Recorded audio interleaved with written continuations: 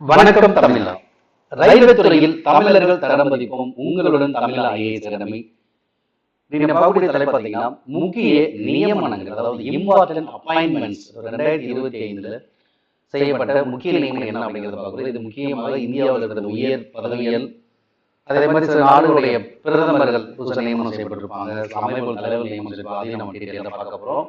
இது போட்டித் தேர்வுக்கு மிக மிக ஒரு முக்கியமான டாபிக். இது வந்து எப்படி கேட்பாங்க அப்படின்னா, இந்த அமைப்பினுடைய தலைவர் யார், ஆணையர் யார் அப்படி கேட்கலாம். இல்லை இவங்க எந்த தேதியிலிருந்து இருக்காங்க, இல்லை இந்த தேதியில இந்த மாதத்துல இந்த ஆண்டில் யார் இருந்தாங்க அப்படிங்கிறது கேட்பாங்க. ரொம்ப முக்கியமானது இம்பார்ட்டன்ட் அப்பாயின்மெண்ட்ஸ். ஓகேங்களா? 2025 ஆண்டுக்கான முக்கியமான நியமனம் பார்க்கலாம். முதலாவதா பாருங்க, இஸ்ரோ ISRO.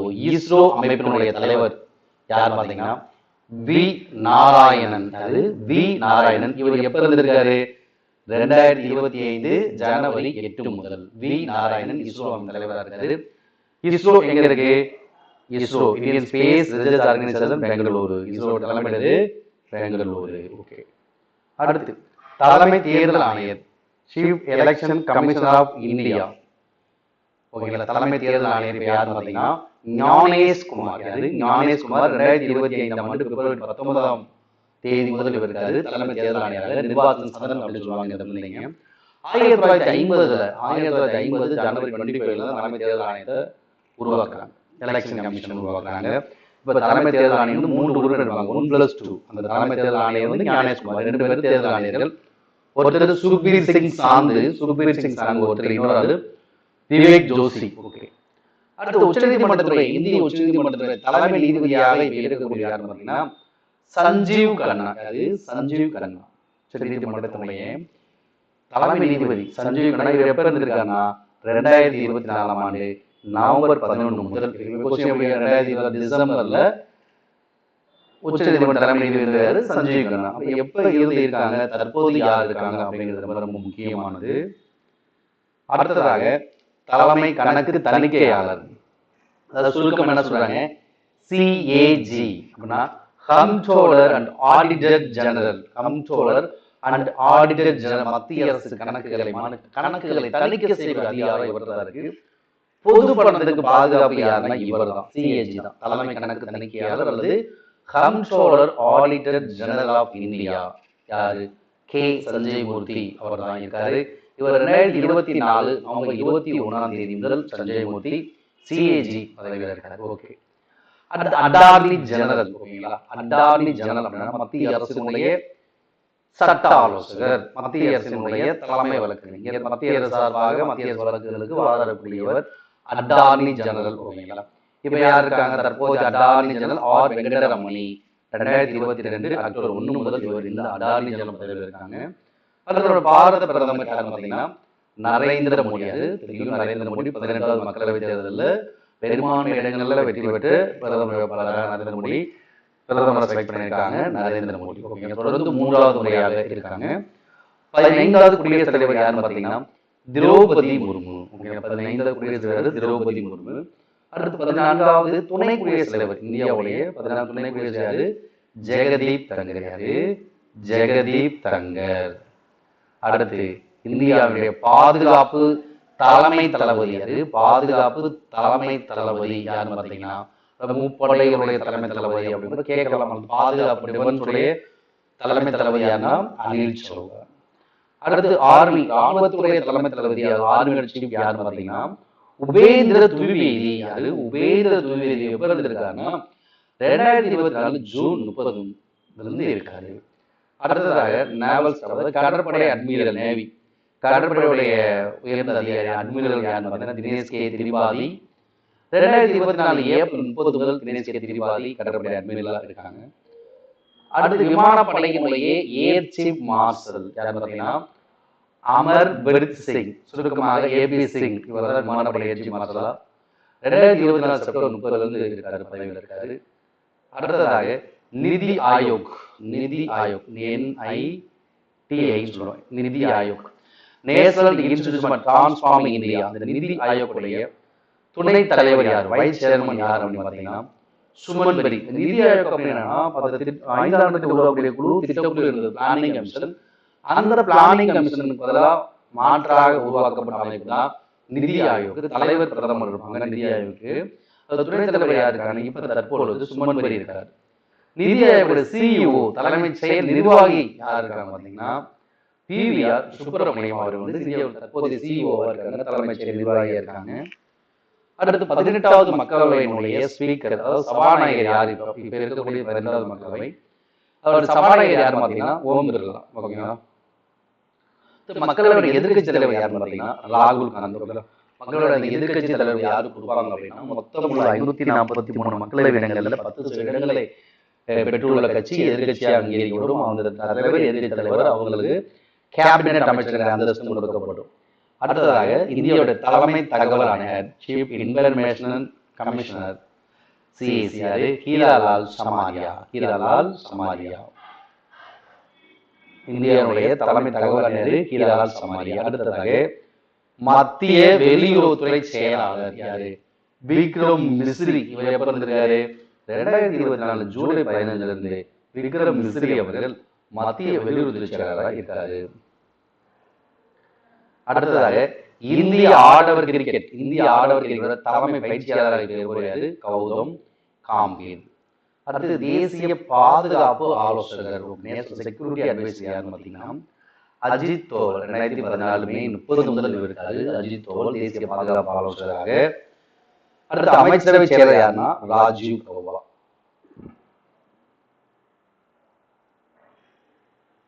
அடுத்து பிரதமருடைய முதன்மை செயலாளர், பிரதமருடைய பிரின்சிபல் செக்ரட்டரி யாருன்னு பாத்தீங்கன்னா பிரமத் குமார் மிஸ்ரா. 2019 செப்டம்பர் 11 இருக்காரு பிரதமர் முதன்மை செயலாளராக. தற்பொழுது பிரதமருடைய 2வது முதன்மை செயலாளர் வந்து நியமிச்சிருக்காங்க. அவர் பேர் என்ன பாத்தீங்கன்னா சக்தி காந்ததாஸ். 2025 பிப்ரவரி 22 என்ற பதவியில் இருக்காரு. அடுத்து தலைமை பொருளாதார ஆலோசகர் இப்போது இருப்பவர் யார் பாத்தீங்கன்னா வி ஆனந்த நாகேஸ்வரன். எப்ப இருந்து 2022 ஜனவரி 28 இருந்து வி ஆனந்த நாகேஸ்வரன் தலைமை பொருளாதார ஆலோசகர் இருக்காங்க. அடுத்தது RBI reserve bank of India 1934 reserve bank அடிப்படை சட்டத்தில் உருவாக்கப்பட்டது. 35ஆம் ஆண்டு ஆர்பிஐ இந்தியாவோட மைய வங்கி, ரிசர்வ் பேங்க் ஆஃப் இந்தியா. தற்போதைய கவர்னர் யாருன்னா சஞ்சய் மல்கோத்ரா தான் ஆர்பிஐயோட தற்போதைய கவர்னர். 2024 டிசம்பர் 11 முதல் இவர் வந்து ஆர்பிஐ கவர்னரா பதவியில் இருக்காரு. அடுத்ததாக மத்திய ஊழல் கண்காணிப்பு ஆணையம், அதாவது சுருக்கமாக சிவிசி சென்ட்ரல் விஜிலன்ஸ் கமிஷன்.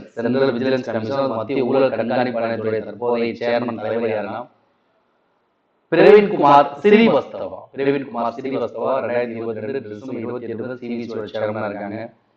அடுத்த ரா அமைப்புடைய டைரக்டர் இயக்குனர் யாருன்னா ரவி சிங்கா. 2023 ஜூலை 1 முதல் பதவியில் இருக்காரு. அடுத்தது சிபிஐ உடைய டைரக்டர் யாரு? பிரவீன் சூட். அடுத்தது செபி பங்குகள் தொடர்பான அந்த அமைப்பு செபியோட தலைவர் யாரு? துகின் காந்தா பாண்டே. அடுத்து ட்ராயோட சேர்மன் யாரு? அனில்குமார் லகோதி. ட்ராய் அமைப்புடைய தலைவராக இருக்காங்க. அடுத்து ஐஆர்டிஏ இன்சூரன்ஸ் ரெகுலேஷன் ஐஆர்டிஏ அமைப்பு தலைவர் தேவாசிஸ் பாண்டா. 2022 மார்ச் 20 இந்த ஐஆர்டிஏ உடைய தலைவராக இருக்காரு. அடுத்ததாக SBI state bank of India, இந்தியாவோட மிகப்பெரிய பொதுத்துறை வங்கி ஸ்டேட் பேங்க் ஆஃப் இந்தியா அல்லது பாரத ஸ்டேட் வங்கின்னு சொல்லுவாங்க. இந்த state bank of India chairman யாருன்னா தற்போதைய சேர்மன் சீனிவாசு செட்டி. 2024 ஆகஸ்ட் 28 முதல் எஸ்பிஐ சேர்மனா இருக்காங்க. அடுத்ததாக தேசிய மனித உரிமை ஆணையத்தின் தலைவர், அதாவது நேஷனல் ஹியூமன் ரைட்ஸ் கமிஷனுடைய தற்போதைய சேர்மன் யாருன்னா வி ராமசுப்ரமணியம். இவர் 2024 டிசம்பர் 30 முதல் இந்த பதவியில் இருக்காரு. அடுத்ததாக தேசிய சிறுபான்மையினர் ஆணைய தலைவர் யாருன்னா இக்பால் சிங் லால்பூர். அது தேசிய தாழ்த்தப்பட்டோர் ஆணைய தலைவராக இப்போ கிஷோர் மக்வானா. இவர் 2024 மார்ச் 11 முதல் தேசிய தாழ்த்தப்பட்டோர் ஆணைய தலைவராக பதவியில் இருக்காரு. அது தேசிய பழங்குடியினர் ஆணையத்தின் தலைவர், அதாவது எஸ்டி கமிஷனுடைய நேஷனல் சேர்மன் யாருன்னா அந்தர் சிங் ஆரியா. அடுத்து BC commission national backward class commission chairman யாருன்னா கன்ஸ்டாஜ் கங்காராம் ஆகியது.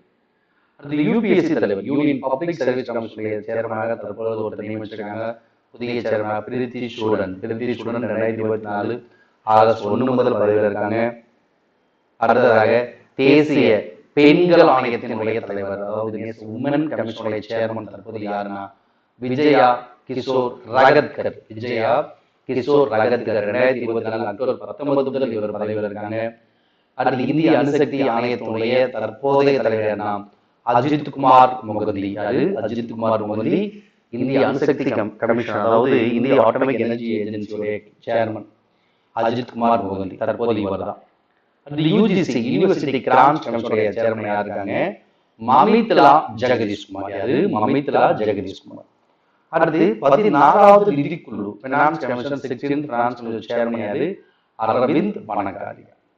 அடுத்து 7வது ஊதியக்குழு 7th பே கமிஷனுடைய தலைவர் யார் இருக்காங்கன்னா அசோக் குமார் மாத்தூர் 7th பே கமிஷனுடைய சேர்மன். அடுத்து நபார்டுடைய தலைவர் யாரு? கேவி சாஜி.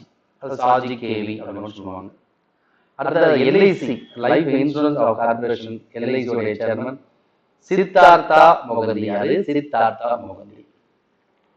அடுத்து இப்ப புதிய நியமனங்கள் சில முக்கியமான நியமனம் பார்க்க போறோம். இது வரைக்கும் இந்தியாவுடைய மிக முக்கிய நியமனம். தொடர்ந்து பெல்ஜிய நாட்டோட பிரதமராக யாரு தேர்ந்தெடுக்கப்பட்டிருக்காங்கன்னா பாட் ஆல்பர்ட் லில்லியன் டி வெவர். பாட் ஆல்பர்ட் லில்லியன் டி வெவர் தான் பெல்ஜிய நாட்டின் புதிய பிரதமராக தேர்ந்தெடுக்கப்பட்டிருக்கிறார். டெல்லியின் முதலமைச்சராக தற்பொழுது நியமனம் செய்யப்பட்ட யாருன்னு பார்த்தீங்கன்னா ரேகா குப்தா. ஓகே, டெல்லி யூனியன் பிரதேச முதலமைச்சராக தேர்ந்தெடுக்கப்பட்டவர் ரேகா குப்தா. அடுத்து நாஸ்காம் அமைப்பினுடைய சிஇஓ, அதாவது தலைமைச் செயல் நிர்வாகியாக தேர்ந்தெடுக்கப்பட்டவர் ஜோதி சர்மா. அடுத்து ஆர்பிஐ ரிசர்வ் பேங்க் ஆஃப் இந்தியாவுடைய டெபுட்டி கவர்னராக நியமனம் செய்யப்பட்டவர் ராஜேஸ்வர் ராவ். ஓகேங்களா, ஆர்பிஐ டெபுட்டி கவர்னர் யாரு? ராஜேஸ்வர் ராவ். அடுத்து ஐசிசி இன்டர்நேஷனல் கிரிக்கெட் கவுன்சிலுடைய தலைவராக பதவியில் இருப்பவர் ஜெய்ஷா. அடுத்து ஐபிஎல் 2025 ஆண்டுக்கான பஞ்சாப் கிங்ஸ் அணியினுடைய கேப்டன் யாருன்னு பார்த்தீங்கன்னா ஸ்ரேயாஸ் ஐயர். டெல்லி உயர்நீதிமன்றத்தினுடைய தலைமை நீதிபதியாக பதவியில் இருப்பவர் தேவேந்திர குமார் உபாத்தியாயா. அமெரிக்க நாட்டினுடைய அதிபராக தற்போது தேர்ந்தெடுக்கப்பட்டுள்ள யாரு? குடியரசுக் கட்சியை சேர்ந்த டொனால்ட் ட்ரம்ப். இவர் 2025 ஜனவரி 20 முதல் இந்த பதவியில் இருக்காரு. கனடாவுடைய 24வது பிரதமராக தேர்வு செய்யப்பட்டவர் மார்க் ஹார்னி. யாரு? Mark Carney. அடுத்து அமெரிக்க நாட்டினுடைய துணை அதிபராக தேர்வு செய்யப்பட்டவர்னா ஜே.டி. வான்ஸ். இவர் 2025 ஜனவரி 20 முதல் இந்த பதவியில் இருக்காரு. இவர் குடியரசுக் கட்சியை சார்ந்தவர் தான். அயர்லாந்து நாட்டினுடைய பிரதமராக பதவியில் இருப்பவர் மைக்கேல் மார்டின். இவர் 2025 ஜனவரி 23 முதல் பதவியில் இருக்காங்க. அடுத்து நமீபியாவின் முதல் பெண் அதிபராக தேர்வு செய்யப்பட்ட யாருன்னா நெடும்போ நந்தி தைத்வா. நமீபியாவின் முதல் பெண் அதிபராக தேர்வு செய்யப்பட்டிருக்காங்க. அடுத்ததாக ஒலிம்பிக் கமிட்டி. இந்த ஒலிம்பிக் கமிட்டியினுடைய முதல் பெண் தலைவராக தேர்வு செய்யப்படுவார்னா கிறிஸ்டி கோவன்ட்ரி. அது கிறிஸ்டி கோவன்ட்ரி. ஓகே, ரொம்ப ரொம்ப ஒரு முக்கியமான நியமனங்கள். இந்திய அளவில் கண்டிப்பா தேர்வுகளில் தொடர்ந்து இந்த மாதிரி நியமனங்கள் தொடர்ந்து கேட்பாங்க. இதை நீங்க அப்டேட் பண்ணிக்கங்க. யார் இப்ப இருக்காங்க, எந்த தேதியிலிருந்து இவங்க இருக்காங்க, இதுக்கு முன்னாடி யார் இருந்தால் முதல்ல நம்ம நல்லா அப்டேட் பண்ணி பண்ணிங்க. அதே போல RRB 2025 ஆண்டுக்கான குரூப் டி ஆன்லைன் கிளாஸஸ் நம்ம தமிழா அகாடமி அப்ளிகேஷன் கிளாஸஸ் போயிட்டு இருக்கு. நீங்க ஜாயின் பண்ணிக்கலாம். இந்த கிளாஸோட ஃபீச்சர்ஸ் என்ன பார்த்தீங்கன்னா ரெக்கார்டட் வீடியோ கிளாஸஸ் உங்களுக்கு ஸ்கெடியூல் படி உங்களுக்கு அப்லோட் பண்ணுவோம். அதே போல சிபிடி மோக் டெஸ்ட் உங்களுக்கு இருக்கும். நீங்க ஆன்லைன் லைவா அட்டன் பண்ணி பார்க்குற மாதிரி உங்களுக்கு இருக்கும். நீங்க முறையா படிச்சுட்டு அதை ப்ராக்டிஸ் பண்ணிக்கலாம். அதே போல லைவ் சிபிடி மோக் டெஸ்ட் அது கூட உங்களுக்கு நடப்பு நிகழ்வுகள் ஸ்ட்ராட்டஜிக்கு ப்ரீவியஸ் இயர் PDF உங்களுக்கு அதில் அப்டேட்டடாக இருக்கும். ஓகேங்களா, உங்களுக்கு இது கோர்ஸோட வேலிடிட்டி எவ்வளோனா 1 இயர் கோர்ஸ் வேலிடிட்டி. நீங்கள் 299 நீங்கள் ஆப் இன்ஸ்டால் பண்ணி அதில் நீங்கள் என்ன பண்ணிக்கலாம், பேமெண்ட் பண்ணிக்கலாம். ஓகே, 1 இயர் வரை இந்த வீடியோஸ் எந்த டைம் உங்களுக்கு ஃப்ரீயாக இருக்கோ அந்த டைமில் நீங்கள் பார்த்துக்கலாம். ஓகேங்களா, தேங்க்யூ.